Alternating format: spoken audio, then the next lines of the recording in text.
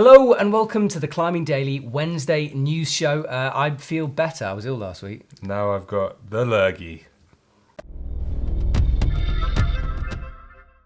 So we're kicking off with probably the biggest news of the week, which is one of the biggest competitions of the year, La Sportiva Legends Only. It's in Sweden, it's at the amazing Akalla gym.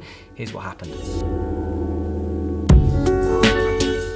The event is always a spectacle, and with Chris Sharma, Alexei Rubtsov, Rai Sakamoto, Zherne Kruder, Jongwon Chon and Alex Megos competing, the level was high. Alex Megos was on form, topping all of the boulders in a spectacular display. Jongwon Chon came second with 4 tops, and Zherne Kruder took third place with 3 tops. So usually we're at that event, but this year it kind of clashed with something else. So we sent Johan, who's our French cameraman, who's sick as a cameraman. He's very sick. No, even he's not as sick as me. Often, but, yeah. but no, he's very good, and I'm very excited about seeing the Relais Vertical. We haven't decided how we're going to do it for Climbing Daily yet, but it will be on Climbing Daily. It just might be his movie or or a version of his movie. But yeah, excited to see it. And to be honest, I didn't actually catch it either because we're traveling. Yeah, we were away. busy. You didn't see it? I saw the Instagram stuff, but I haven't seen the live stream yet. Okay, excited. Yeah. Very excited. Right, next up, we've got some news from the Fernenberg brothers, and in particular, David. David Fernenberg has been super busy of late with 2 very impressive ascents. A couple of weeks ago, he made the first repeat of the Fred Nicole line, L'isola c'è non c'è, near Amden, Switzerland. Fred Nicole never actually graded the route, saying it was somewhere in the 9th grade. David has proposed a 9A.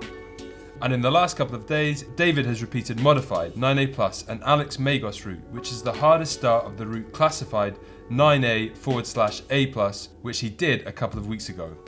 So nice little link there from Alex Megos to an Alex Megos repeat. We just, as I was doing that voiceover, I thought maybe not everybody knows who David Fernenberg is, but he is quite a well-known German climber. Him and his brother have a very good Instagram page, and they are both in the German team, I think. Yeah, he's certainly going now, isn't he? He's like qualified. Yeah. Super strong. So like really impressive. Anyway.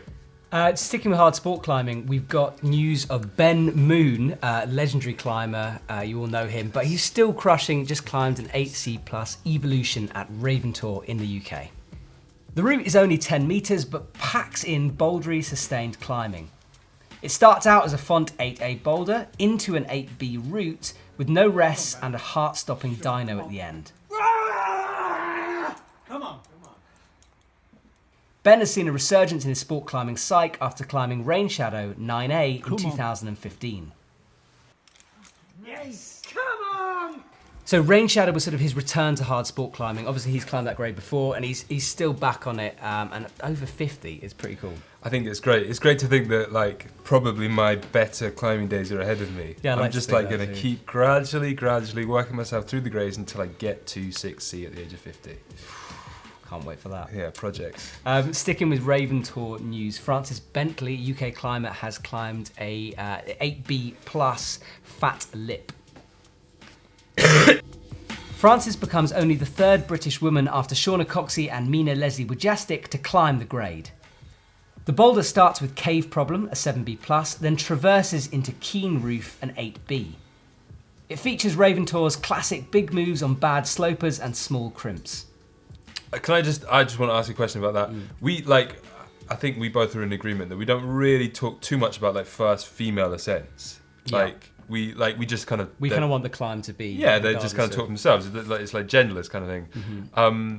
But then, I don't know, like when we're talking about like breaking like grades, I guess it's maybe important to talk about gender. I think with Frances it's interesting because she's really stepped it up. So she takes place in the the Block Fest competitions. Yeah. So I noticed her first when she started competing in that, like doing super well, but she's really stepped up her level in the last year. She's kind of progressed on that, and that I remember watching Ollie Tour on that route. Yeah. And it's so horrible. You're literally upside down. You've got the hideous heel hook into a horrible like dynamic sloper catch. It's brutal.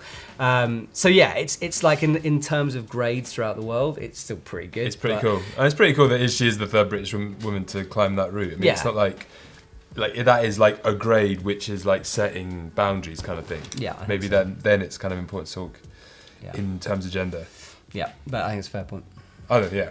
Anyway, what we got next? We got news of a Dave Graham repeat in Fionnay in Switzerland.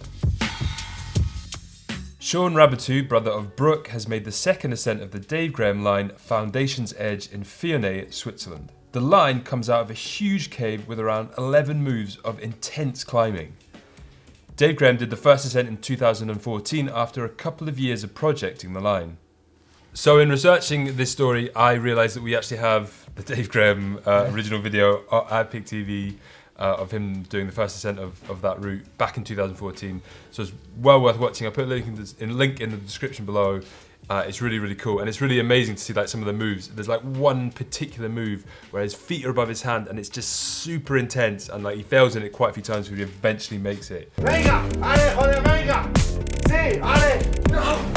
Next up, we've got news of the Pan American Climbing Championships that were held at the weekend. Kyra Condi of America and Danny Valencia of Ecuador are the Pan American champions. They both had 6 points, as in the new Olympic standard, with Kyra getting a third, first and second place, and Danny getting a third, second and first place in speed, boulder, then lead, respectively. Other notable finishers were Kai Leitner, who finished second in the men's category. I thought this was interesting for a couple of reasons. A, because it's the Pan American, so it's like the whole of the Americas, and therefore we get to see some of the South American climbers that we don't normally see on like some of the regular tours.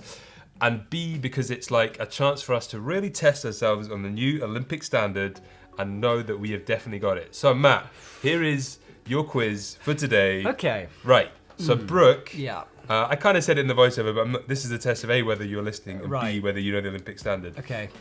So Kyra got a third in speed, Yeah. a first in boulder, and a Right. second in lead. What was her total score? 47. So you don't? No, it wasn't. I Okay. haven't got a clue. You don't know how to. Okay, so No. basically they're like the where they come equates to a number. Yeah. And then they times that number by the next number. Okay, so say Okay, again? so she got third in speed. Yeah. She took that number, 3. And then she got first in boulder. No, first in boulder. 3 times 1. 3 times 1 is 3. And then she got second in speed and lead. 3 times 2 is 6. Yeah. 6 points. She got 6 And points. it's the lower you want to get, right? The lowest points. So basically, the next guy's got 8 points, and the guys, he got third in speed. He got second in boulder. 6. 6, and then Yeah. he got first in lead. 6. Yeah. So what's interesting about that is that he got different results, but got the same score. Okay. That's So fair. a lot of people are freaking out. They're like, I don't know. Well, 'cause My this- maths is not the best, but it's interesting to know that you can get different results. But and generally, scores. if you're consistently good, that's going Yeah, to help. Like yeah. you need to be consistently across all of them, Yeah. or have a few outstandings. If you get a first in one of them, you've got Yeah. a good chance to. Okay, fine. Do you not think? Because like you got 1 times something, and it's always just going to be stay that Yeah, number. you're going to be possibly podiuming. Yeah, I unless reckon. you completely screw up. Yeah, 1 times anything. 20 Yeah. is 20. I've got a question for you then. Yes. Is this in stone now, or are they still testing it? Is this part of the testing process? Do you think it's going to alter, or is this pretty much where we're at? Because it's been Innsbruck. I think that. Yeah, This. I think this is in stone. I think this is the way it's going to go. Okay, I there we don't think like. Yeah, It's I not think going so. wrong, is it? It seems like No, it's I kind think- of balancing out. Yeah, I think it's weird that they times it. I would say it makes more sense that they plus it. It does make it more interesting because you actually have to sit down at the end and go do some mathematics. Yeah, and I'm bad at that. Yeah, exactly. And most Climbers are? climbers Ooh, I mathematical. don't They like know. solving problems. There's some genius climbers out there. Like Oh my god, I knew you'd ask that, and I was thinking about her. She's just done her Adamandra. degree. Adamandra is very clever. yes, Speaks many languages. Alex Megos speaks many languages. that's true. But that's more of an artistic type of thing. What's her name? Ice climber, bouldering Petra champion, Petra Klinger. She's very clever. Yeah, very clever. Klingler. Klingler. There are others. I saw somebody studying the other day. What's his name? British lead climber. Ulbosi? No, I don't know. little guy, Jim Pope. Jim Pope. Yeah, he's studying. Yeah. Go on, Jim. All right. 9B counter.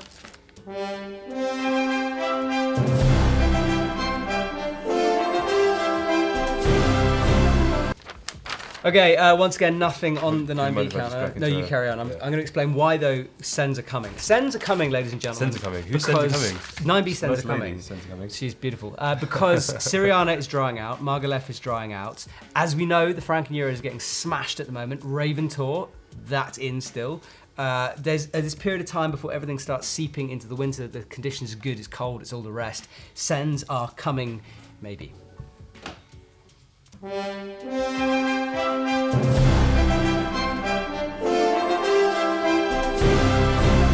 Right, next up, we've got media that we have been presenting to you on EpicTV.com in the last week. We've got a series called Climbing Designers, which has been airing over the last 2 weeks. The latest episode is a route setter called Noel Hakel, and it is very good. Good music as well.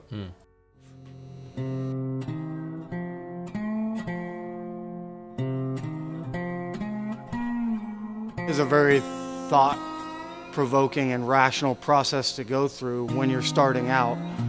We have a plan in which we're trying to achieve, and while we're doing it, we open it up to be not very rational and just allow it to become what it is. Let the route become what it is, and then talk to the route and climb the route and see what it wants to become and what part of the member base it wants to become.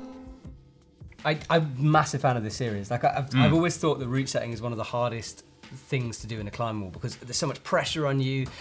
You're creating something that other people then you're expecting them to do it a certain way. It's I honestly think it's an art form more than a. There's a cool bit in that video where he's like, sometimes you just got to like let the route become what it wants to become. And like it's like a living thing. I like that. It's cool. It's a really cool video. That's very cool. Worth watching. More videos on the website. We've got Cold House Media. They're still on a rampage. And I've realised something. Last week we said we talk about the bolting thing, and we didn't do any research on it.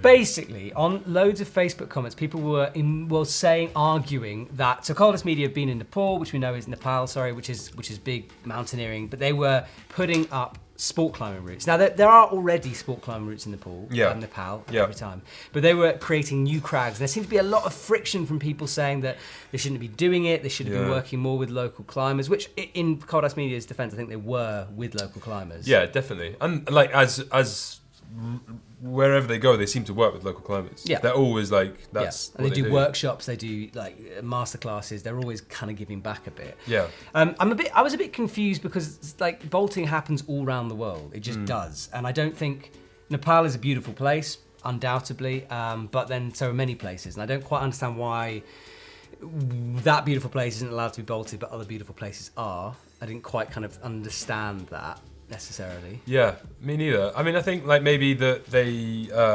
Nepal has more of a kind of mountaineering history to it. I don't know, and there's more kind of there's the trodden ways that you go, and maybe there's like a bit of more of a kind of idea that you stay away from the other bits kind of thing.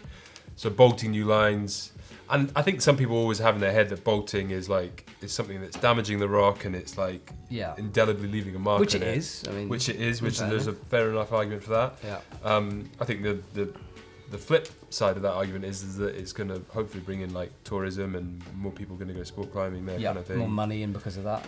Exactly. So, I think there's definite arguments both ways. I would like to spring to the defence of Cold House Media, and I think that they have some good ethics in terms of climbing. Yeah. They always try and support like local climbers and local ways of life, and they've kind of demonstrated that in all their videos. So I would stick my hand up for the guys and say, I think, in my opinion, what they're doing is a good thing. Yeah, but thank you for all your comments. I mean, we're not disregarding them. They're great to see, and it's great to have that debate sometimes because there can be issues that need to be discussed that we don't even know exist. So it's cool to see that. Yeah. Cyber Monday, which is Cyber Week. Cyber Week. It's not just Cyber Monday. It's Cyber Week. This is coming to the end of this sale periods. We have Black Friday, which you guys snapped up some great bargains. Cyber Monday, same kind of thing. Loads of bargains on the internet. I mean, you guys know the drill. There's good things to be had. Oh yeah, definitely. But it's worth remembering that once this is gone, this is kind of it. So we put stuff on for that Cyber Monday because we can. If it sells out or it comes to the end of this period, then that's it. So no more. So hurry up. You got this week to do it. Grab a bargain. Up to 54% off. I'm just reading. It's a lot, isn't it? Yeah, that's shoes is awesome. On shoes, up to 54% off shoes. Up to 50% on climbing equipment. up to 50% on alpine climbing stuff, up to 60% on men's clothing. Like, if you want a down jacket right now, now is the time to get one. Presents for Christmas, buy them now on this sale, saves some money. Yeah, it's all good. Big time. And it lasts all week. You haven't missed it. No. It's Cyber Week. Cyber Monday is totally last year. I think that's it. That's it. Yeah. You doing anything this weekend interesting? No, we get the weekend off. Yes. Woo. What are you going to do? I don't know. I don't remember weekends off. I don't really understand what you're talking about. No. Thanks for watching, guys. All right, bye.